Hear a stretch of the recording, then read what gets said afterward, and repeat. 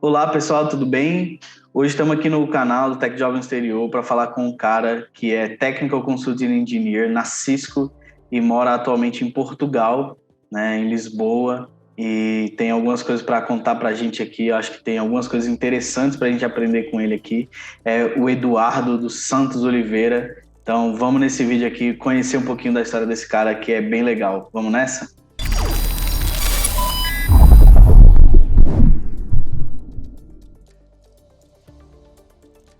E aí, Eduardo, tudo bem com você?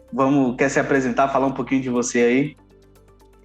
Fala, boa tarde, Chumbinho. Boa tarde, Caleb. Tudo bem? Aqui, Eduardo. Um prazer estar aqui, podendo te ajudar nesse projeto. Cara, então, basicamente, como você já tinha falado, eu sou Technical Consulting Engineer na Cisco. Atualmente trabalho na área de Server Virtualization. Trabalho no time que a gente chama de Technical Assistance Center, mais conhecido como TAC. Então, eu sou parte do TAC de Server Virtualização no time da Europa e trabalho basicamente com as plataformas UCS, CSB, o CSC, Intersite, o CS Central e todo esse ecossistema por volta, VMware, Microsoft, Linux, toda essa parte aí. Legal. Então, é uma parte mais de infra, DevOps, né? Não é desenvolvimento, né? Não, é totalmente infra, hardware, algumas vezes assim, tem que até escovar bit, né, que a gente fala, olhar processador, registrador, memória RAM, é bem assim, é um pouco diferente assim de developer. Claro que tem a parte de desenvolvimento, mas não é tão grande quanto a parte de, enfim, lata, né? Legal.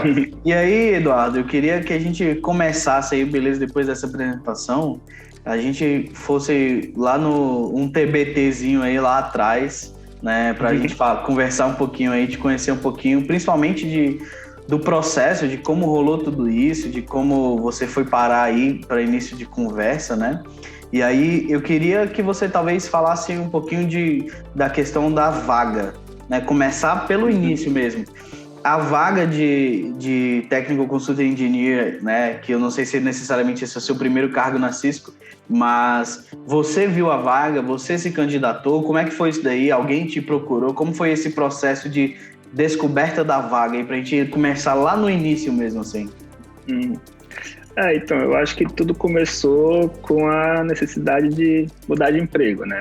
Eu percebi que eu já estava precisando de algum salto profissional, já não estava muito satisfeito com o que eu estava atualmente fazendo, e eu usei aquele nosso velho amigo chamado LinkedIn, né? Então, eu já tinha um filtro para o mundo inteiro, porque eu queria, talvez, estava aberto a oportunidades de tudo que é jeito.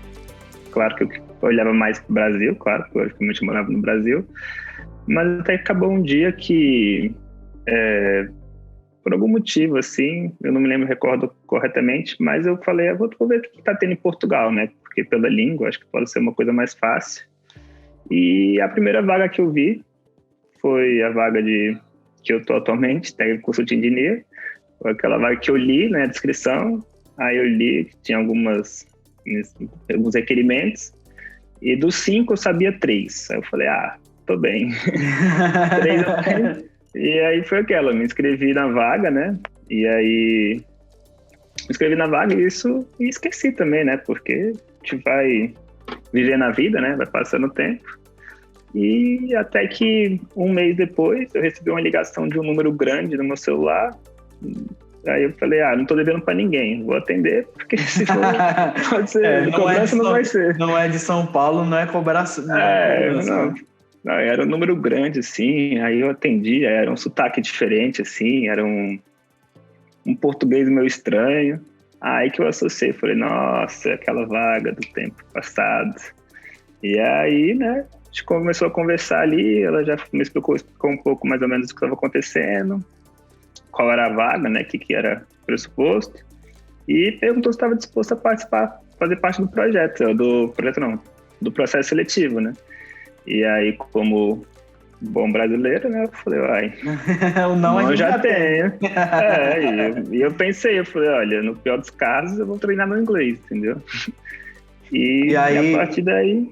só para perguntar aqui, era um recrutador da Cisco? Era uma recrutadora. E aí, mas falando em português de Portugal, mas era português. Sim, era português de Portugal, ela conversou, né? No momento da entrevista, né, nesse primeiro contato, ela perguntou, a gente pode falar inglês agora? Só para testar o seu nível de inglês? Aí eu falei, podemos. E a gente falou um pouco de inglês. E a partir daí, ela me explicou o processo, né? Falou, vão ser três etapas, são 3 entrevistas. E você vai receber o e-mail de uma e vai informar a sua disponibilidade. E vão ter mais 2 na sequência, né? Então, a primeira ela falou que ia ser uma entrevista um pouco mais técnica. Era uma entrevista que ela falou, realmente vai ser técnica, ele vai olhar o seu currículo e vai conversar com você sobre o que você sabe e o que você não sabe. A segunda entrevista, ela falou que se você for aceito na primeira, vai ter a segunda, que vai ser uma entrevista de roleplay, que é aquilo que você faz ou simula um dia de trabalho, né? E a terceira entrevista vai ser um cultural fit, né? Então, ela já me explicou todo o processo nessa breve ligação. E na sequência eu recebi o e-mail dela já, informei a disponibilidade de datas e marcou na outra semana já, assim, foi bem rápido.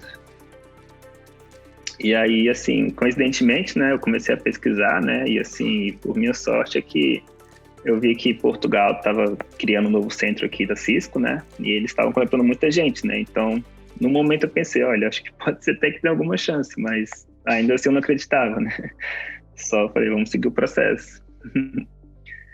Cara, legal. E, por exemplo, entre esse primeiro... Então, só pra galera que tá assistindo aqui, né, que tá buscando, às vezes, uma oportunidade e tal. Entre você se candidatar na vaga e o primeiro contato foi mais ou menos 1 mês, certo? Foi. E depois, os outros processos, assim, qual demora, é rápido e tal? Então, aí o que aconteceu? Acabou a ligação, já recebi o e-mail, foi bem rápido essa parte. Aí eu informei a disponibilidade, né? Informei umas 3 datas, 3 horários que eu tinha na semana seguinte. Porque tinha que dar, por causa do fuso horário, né? Aqui na Europa a gente está 4 horas à frente, então tinha que ser um horário meio campo. E aí eu já fiz a primeira entrevista. A primeira entrevista foi com virou meu chefe agora, né? Mas... A primeira entrevista já foi com o cara que ia ser seu tech lead, mais ou menos. Um tech lead, exatamente, era um tech lead. Então ele já pegou o meu currículo, né? Isso foi bem rápido, sim. Entre o contato dele e essa entrevista foi 1 semana, no máximo. Legal. E aí, nessa entrevista, ele pegou o meu currículo e foi que nem, assim, você sabe disso aqui mesmo? Sei. Caramba. Tá, então o que é isso aqui? Aí você, opa! E, enfim, e aí era assim, ele realmente... Foi uma entrevista que ele realmente testou meus limites em todo tipo de tecnologia, entendeu? Então ele falei que sabia disso, de uma tecnologia, né? Então ele foi do nível mais difícil ao mais fácil da entrevista, da pergunta, né? E sempre, enfim, tudo em inglês, né? Ele era um belga. E a gente teve essa dinâmica, né? Eu falei muito, eu não sei. Eu realmente não sabia. I don't know. Eu falei, o que eu falei, eu lembro que eu falei muito o seguinte, falei, olha, não sei, acho que é isso aqui. Aí ele, ok. Enfim, foi isso aí basicamente toda a entrevista. E assim, no final, né, uma coisa que eu aprendi depois, que é muito importante, que é o espaço que o entrevistador abre para fazer perguntas, né?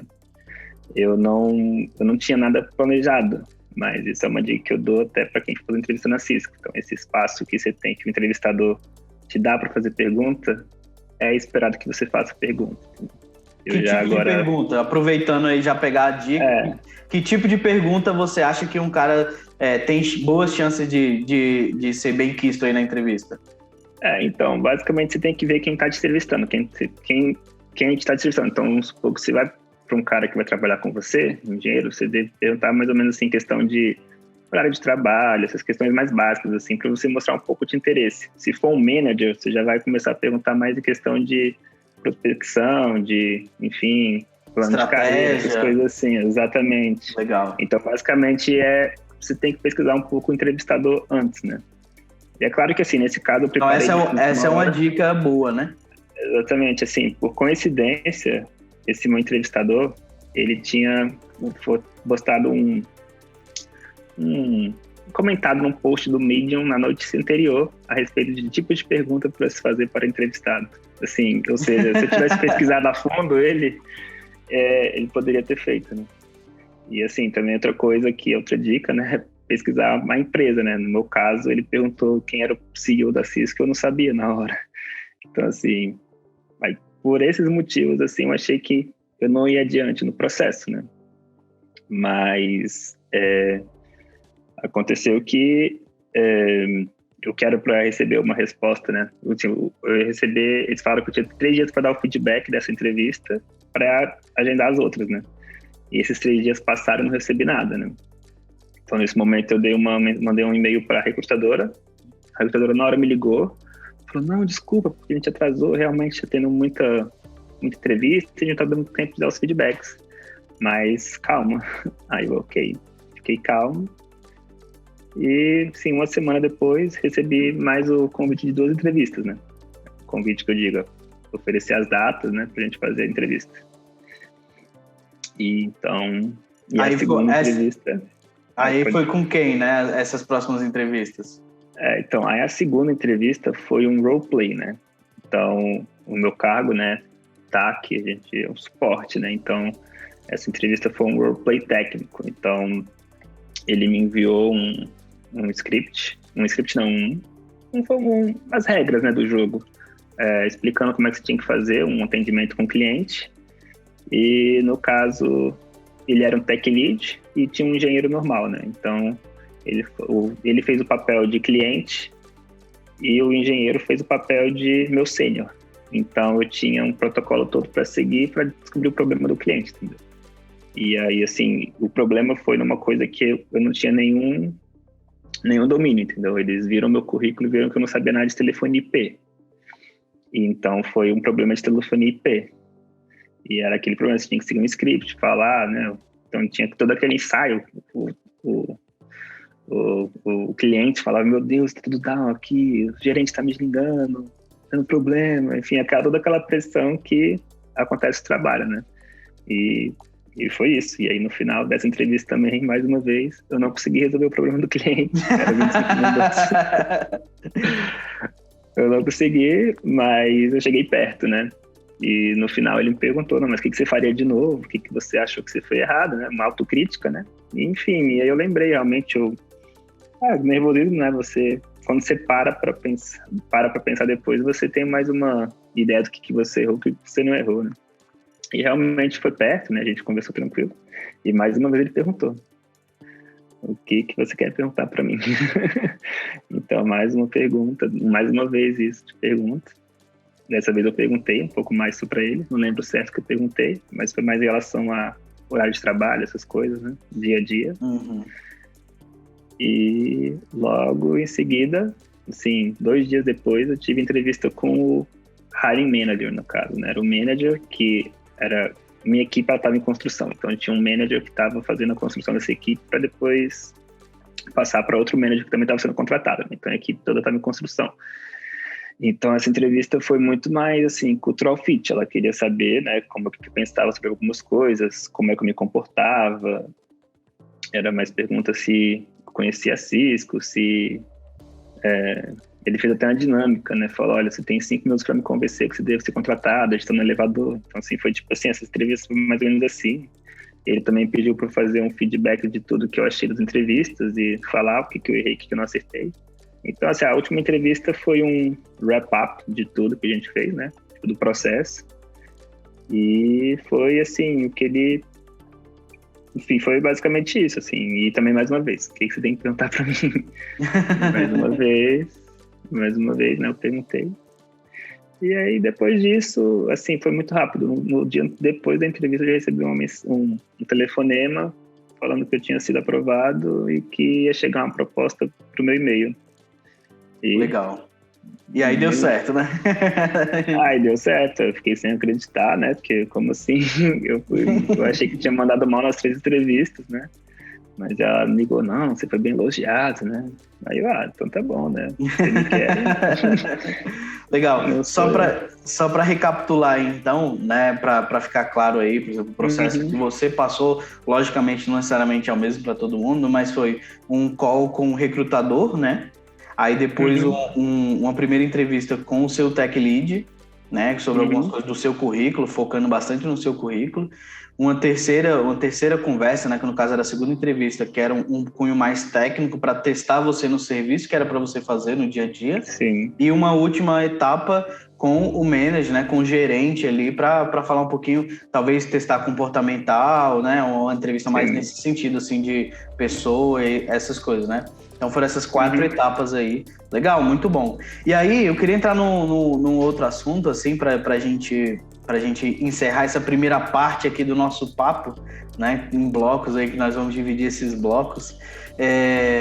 Eu queria saber como é que foi aí, a partir disso, a questão de, poxa, vou para Portugal, não vou para Portugal, tenho minha família, essa decisão até você falar assim, não, cara, realmente, pô, a proposta é boa, mas vou tudo isso. E como é que foi um pouco desse processo aí de imigração e tal? Eu queria que você contasse um pouquinho dessa parte aí. E se você quiser contar alguma coisinha que aconteceu de inusitado, alguma coisa aí para dar uma descontraída.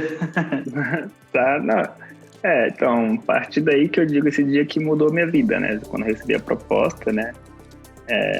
Eu fui um pouco muito afobado, me arrependo por isso hoje, e eu aceitei prontamente, assim, eu não falei com ninguém, só falei, vou aceitar porque eu quero e é isso. E, assim, fui afobado, sabe, assim, eu poderia aceitar, tipo assim, um dia depois, entendeu? Não ia mudar nada, mas eu fui bastante afobado, fiz essa coisa de fazer rápido.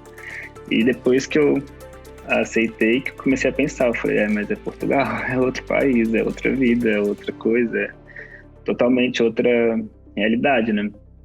Então, primeiramente, eu vou ser bem sincero, eu fiz isso e fui tomar umazinha pra comemorar.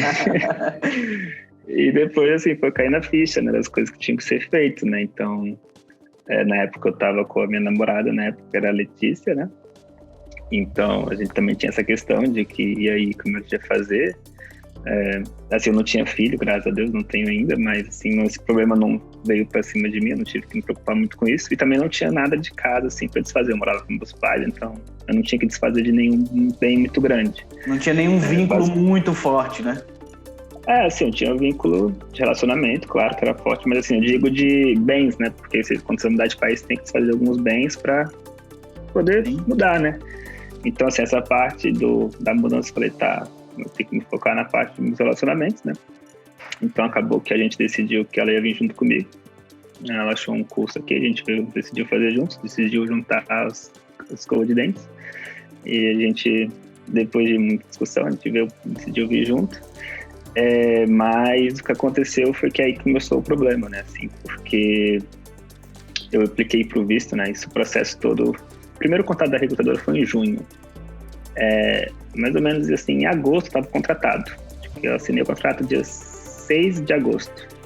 Foi no dia do meu aniversário. Pois é, foi no dia do aniversário. Então, dia 6 de agosto meu contrato e no dia 4 de setembro eu entrei com pedido de visto.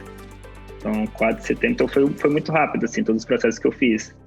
Só que aí que começou o problema, né? A Cisco estava me esperando para novembro. Então, eu fiz o planejamento todo para mudar em outubro, novembro, né? Ou seja, vou sair do emprego tal dia, vou despedir tal dia, já vai ter tudo planejado aqui e eu vou em novembro, né? Acabou que eu fiz o planejamento para novembro, chegou novembro, cadê o visto? Ficou para mais um tempo, chegou dezembro, no final do ano, vai chegar agora. Aí ficou...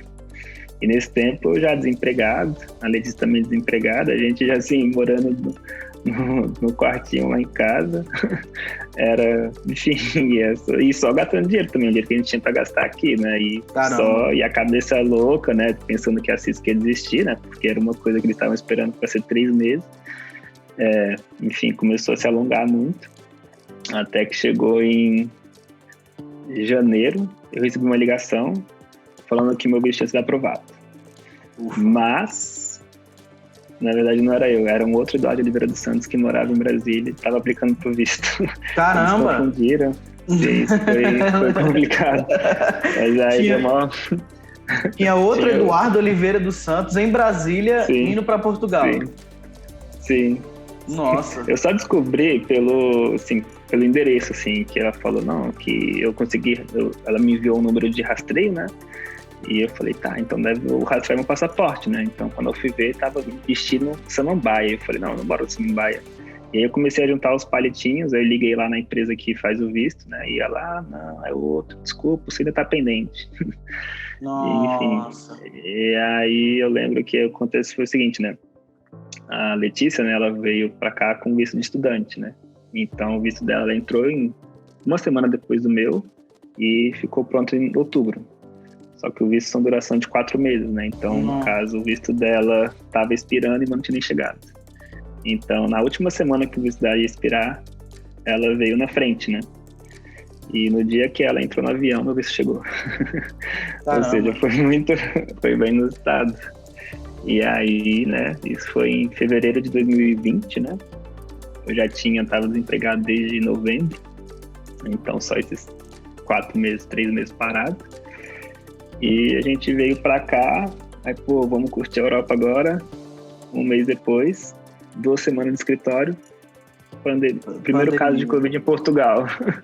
Caramba. E logo depois você já conhece a história. Exatamente. Então, eu fiquei esperando um tempão para vir para Portugal e teve a quarentena, né? Mas, ao menos a quarentena esperou meu visto chegar, né? Porque se eu tivesse chegado antes, eu poderia não estar aqui hoje, né? Então, sim, legal, não estaria com o seu tech job no exterior aí. Não estaria no Brasil, talvez. Legal, mas aí em fevereiro de 2020 você recebeu o visto e aí já comprou a passagem e foi? Foi, né, como a Cisco já tinha me contratado, né, eu já tinha o combinado, né, eles pagaram toda a minha mudança, né, minha passagem da Letícia, todo o processo de visto, todos os custos era por conta da Cisco, né, então meu visto chegou dia 6 de fevereiro, dia 13 eu falei, eu quero ir embora, chegou no dia 6, no dia 6 eu já falei com a Cisco e falei, olha, eu quero ir embora dia 13, então uma semana eles compraram a passagem, me enviaram a passagem e no dia 14 de fevereiro eu cheguei aqui em Portugal. Então, assim, o que dependia de mim da Cisco sempre foi muito rápido, entendeu? O processo, o que realmente trava nessas coisas, né, foi o processo, a burocracia, né, de Portugal aqui para ceder visto. Legal. E aí a embaixada de Portugal, né? Não é bem no Brasil, né? Não, é Portugal, né? Assim, no processo de Portugal a gente entra por meio de uma empresa chamada VFS, que é uma empresa que é de imigração de vários países, né? Que ela faz esse meio campo. Então ela entra direto em Portugal, né? Então ela é como se fosse o Ministério...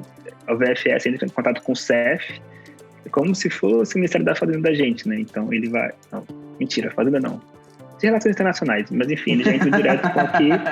E é aqui Portugal que emite, né? Porque legal. Portugal que tá te autorizando de entrar ou não. Legal, entendi. Cara, olha só, muito legal essa primeira parte, né? Essa questão de, poxa, esse processo todo. E aí eu acho que fica aí uma perguntinha aí pra gente fazer o próximo vídeo, que é, cara, beleza, chegou, como é que é viver, sair de casa, ir para um país... morar com a expectativa, que você começou a falar um pouquinho, e aí tem pandemia, e aí tem home office, você tá longe da família, mas eu vou deixar isso aí pra galera, pra gente falar no próximo vídeo. E aí eu queria, galera, que se você tá aí, se você tem pergunta sobre isso, pro Eduardo, algumas coisas, manda uma pergunta aí no comentário, a gente vai fazer um próximo vídeo para falar um pouquinho dessa outra parte, dessa segunda etapa aí da vida dele lá no trabalho, como é o dia a dia no trabalho dele, e essa questão da vida mesmo, de tudo, de pandemia, e de estar um pouco longe da família, não poder vir ao Brasil, não poder ir alguém visitá-lo. Então, tem algumas coisas boas nessa história aí pra gente abordar. E aí eu queria finalizar aí pedindo para você curtir esse vídeo, se inscrever no canal, se você ainda não é inscrito, ativar o sininho aí. E aí, Eduardo, eu conheço como Dudu, tô me forçando aqui a falar Eduardo. Você quer falar alguma coisa para encerrar esse primeiro assunto aí pra galera? Só falar mesmo que quem tiver oportunidade e quiser trabalhar fora, é uma experiência que eu recomendo. E sempre confio no seu potencial, porque eu também não acreditaria que estaria aqui, estou aqui. Legal. Então é isso. Perfeito, essa colocação é perfeita, né? Eu também, e aí não vou entrar nesse mérito aqui, eu já passei por alguns processos de entrevistamento que eu saía da entrevista e falava, cara, eu fui humilhado, eu saí de lá arrasado, não é possível, eu não sabia que eu era tão ruim. E 2 dias depois, olha, você tá contratado, parabéns. Você fala, eu tenho certeza. Mas, cara, muito bom, muito obrigado, Eduardo, por ter topado aí participar desse bate-papo com a gente vai fazer mais vídeos em cima disso. Eu acho que tem bastante coisa pra gente agregar aí, brigadão mesmo. E galera, é isso, fica acompanhando a gente aí e um abraço. Valeu, falou! Valeu, obrigado.